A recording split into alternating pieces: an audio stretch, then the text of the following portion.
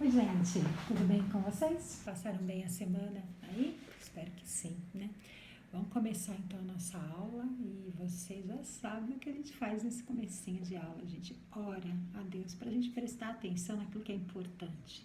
Então feche o seu olhinho aí e vamos orar a Deus. Senhor Deus, muito obrigado porque o Senhor cuida de nós. Obrigado porque o Senhor mandou o teu Espírito Santo para estar conosco.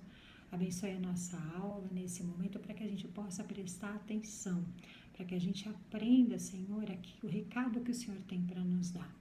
Nos dá esse momento precioso. Obrigado, Senhor, porque essa semana a Lívia vai fazer aniversário também. Obrigado porque o Senhor tem guardado a vida dela, tem cuidado dela, assim como tem cuidado de cada um, cada família. Abençoe-nos e nos guarde em nome de Jesus. Amém. Muito bem. Então, a nossa aula de hoje é a aula de número 3. A gente vai falar sobre a cura de um coxo. Uma palavra diferente, coxo, né? Diferente. Talvez você não tenha ouvido ainda. Ótimo, ali. Talvez você não tenha ouvido falar ainda a palavra coxo. Mas uma pessoa que é coxa é uma pessoa que tem um probleminha nas pernas e ela não pode andar, não pode pular, não pode correr. Você talvez esteja aí na sua casa sem poder fazer tudo isso que você estava acostumado a fazer, não é verdade? Mas você não é coxo. Você, graças a Deus, tem as suas perninhas aí. Então, a gente vai falar na aula de hoje sobre uma pessoa que não tinha essa liberdade de movimentos como a gente tem. Vamos relembrar o nosso versículo para não esquecer? O nosso versículo está em Atos 1:11, que fala: recebereis poder ao descer sobre vós o Espírito Santo e sereis minhas testemunhas. Você deve lembrar, deixa eu encaixar melhor aí, deu, né? Olha lá, ó. Mas recebereis poder ao descer sobre vós o Espírito Santo e sereis minhas testemunhas. Esse é o nosso versículo aí que a gente tem trabalhado nessa terceira aula. Já trabalhou na primeira, na segunda e hoje é o último dia aí deste versículo. Então, para conhecer a nossa história, a gente vai pegar a Bíblia e está registrado em Atos, o capítulo 3 e o capítulo 4. A nossa história ela se estende um pouquinho e vai ser bem bacana. A Bíblia fala, conta essa história em Atos, como eu já disse para vocês, ali em Atos, a partir do capítulo 3, que os discípulos, eles continuavam corajosos, falando de Jesus para todas as pessoas, e mais do que falando, os discípulos também faziam milagres no nome de Jesus Cristo. E era mais ou menos 3 horas da tarde, e João e Pedro foram orar. Eles foram para um templo orar, né? E eles estavam andando, caminhando, quando eles viram de longe uma pessoa que era coxa. Ela não podia andar. Ela tinha suas pernas ali molinhas, sem força. Ela nunca tinha andado na vida dela, né? E esse coxo ficava bem na porta do templo. E para todas as pessoas que passavam, esse coxo falava assim: não, esmolinha, pelo amor de Deus, me ajuda. E nunca ele ficava olhando no rosto das pessoas. Ele pedia esmola lá: dá uma esmolinha, por favor, me ajuda, por favor, me ajuda. Você tem algum dinheirinho para me dar? Me ajuda. Então você imagina, você já deve ter visto algumas pessoas pedindo dinheiro aí quando a gente está no carro, quando a gente está andando pelas ruas, pessoas que não têm nada e pedem dinheiro. E assim era esse coxo. Ele nunca tinha andado, nunca tinha ficado de pé. Ele nunca tinha ido trabalhar, ele nunca tinha entrado nesse templo porque ele precisava de ajuda, não tinha ninguém ali para ajudar ele. E ele, quando viu Pedro e João ali, ó, se aproximando, ele fez o que ele sempre fazia. Abaixou a cabeça e pediu uma esmolinha. Pelo amor de Deus, me ajude. Pedro era muito ligeiro, ele gostava assim de fazer as coisas, ele era muito rápido mesmo, né? Pedro já chegou para ele e falou assim: olha para mim. E na hora, esse coxo olhou para ele. E Pedro falou assim para ele: eu não tenho ouro, eu não tenho prata, mas o que eu tenho eu te dou. E você pode imaginar que o olho dele naquela hora deve ter esbugalhado ali, né? Porque ele não ia receber dinheiro, ele ia receber outra coisa. O que será que ele vai receber? que é uma coisa que o Pedro tinha. O que será que Pedro tinha para dar para ele? E Pedro continuou: eu não tenho ouro nem prata, mas o que eu tenho eu te dou. Em nome de Cristo de Nazaré, levanta e fica de pé. Aí a Bíblia fala em Atos 3 que Pedro esticou, deu a mão para ele, segurou na mão do coxo e levantou o coxo. E um milagre aconteceu. Esse coxo, que não conseguia andar, as pernas dele ficaram firmes. As pernas dele não dobravam mais e ele começou a pular e gritando: eu fui curado, eu fui curado, eu fui curado, eu fui curado. E começou a gritar e ele subiu aquela escadaria do templo e entrou no templo: eu fui curado, um milagre, eu fui curado, eu fui curado, eu fui curado. E as pessoas que estavam lá no templo começaram a olhar para ele e falar assim: eu conheço aquele cara ali, acho que eu já vi, onde será que eu vi ele?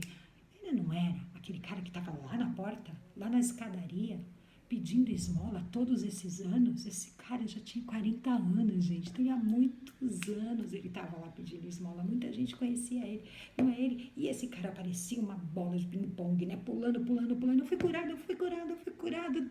Eu tô bem.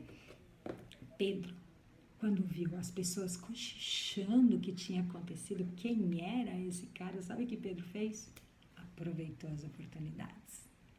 Pedro rapidamente chegou e falou assim: olha, este homem que foi curado, ele foi curado pelo poder de Jesus.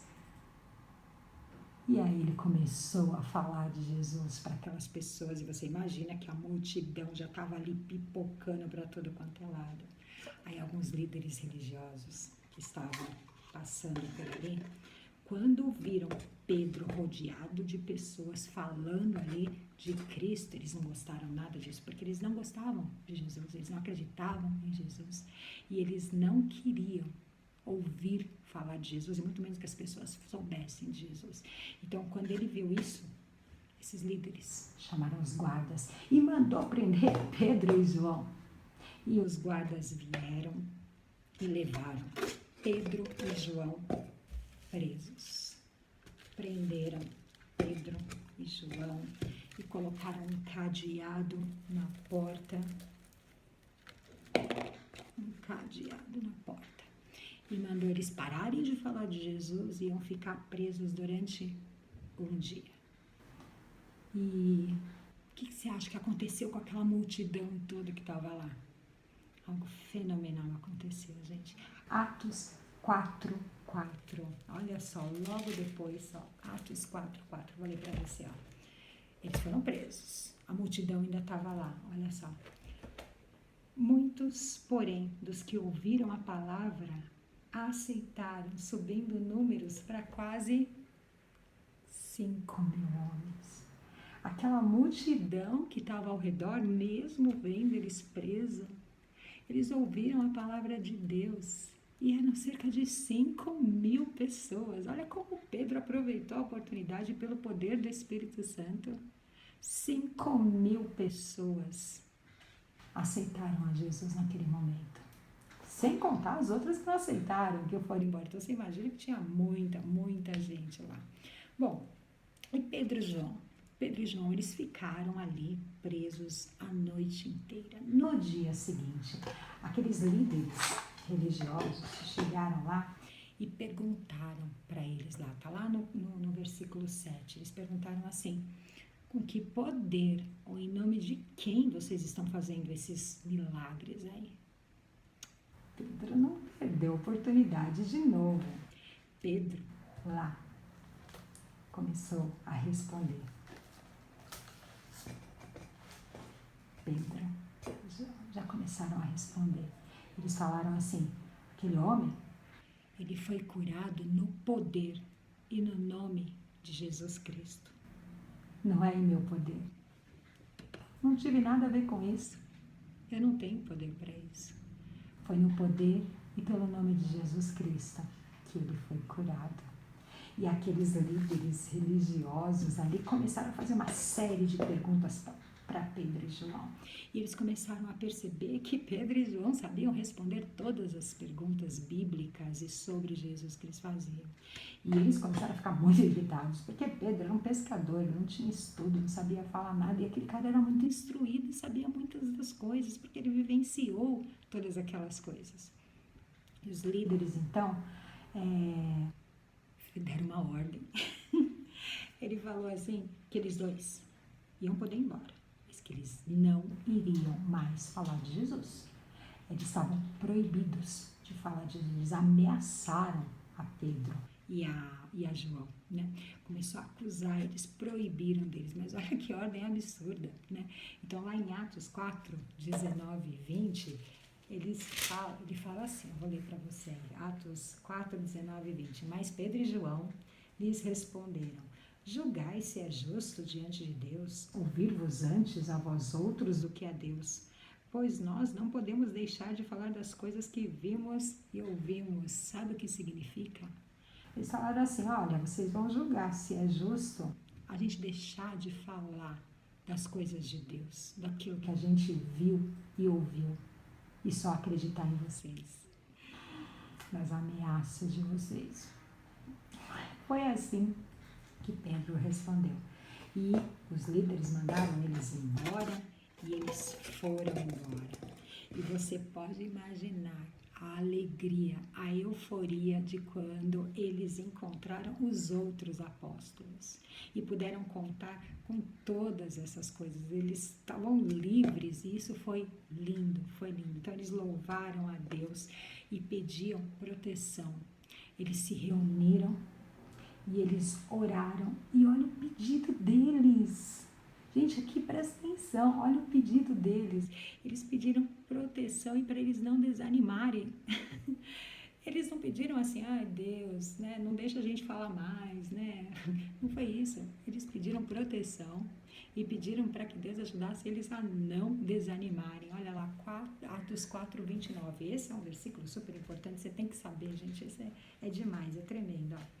Agora, Senhor, olha para as ameaças e concede aos teus servos que anunciem com toda intrepidez, com toda coragem a sua palavra. Olha que linda, essa foi a oração deles. Força e coragem. E sabe o que aconteceu depois que eles oraram pedindo isso? Algo tremendo. Versículo 31, me arrepiou. 31. Tendo eles orado, tremeu o lugar onde estavam reunidos.